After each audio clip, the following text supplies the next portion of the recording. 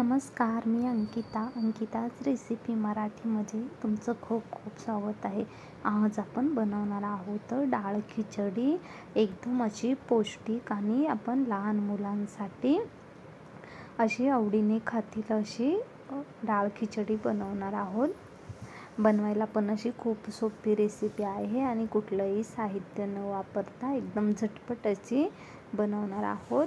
त्याच्यासाठी मी इथे इंद्रायणीचे असे 1 ते 1.5 ग्लास असे छोटे तांदूळ घेतले. 2 ते 3 चम्मच आपली मुगाची डाळ स्वच्छ धुवून घेतले. इथे कुकरमध्ये बनवणार आहे.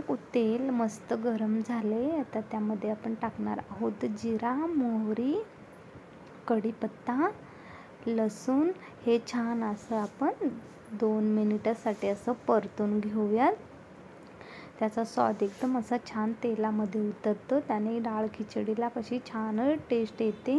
आता टाकूयात हिंग, हळद आणि हे छान असं परतून घेऊयात. आता इथे तांदूळ धुवून ठेवायची, भिजत घालायची गरज नाही आहे. धुवून आणि लगेच आपण कुकरमध्ये टाकले तरी चालेल. आता असे तांदूळ आपण असे थोडेसे तांदूळ आपण असे थोडेसे परतून घेणार आहोत.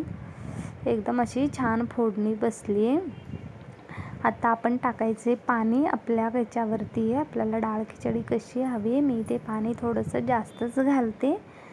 अशी थोडीशी पातळसर आपण बनवणार आहोत. आता टाकूयात चवीनुसार मीठ आणि छान मस्त असं ढवळून घेऊयात.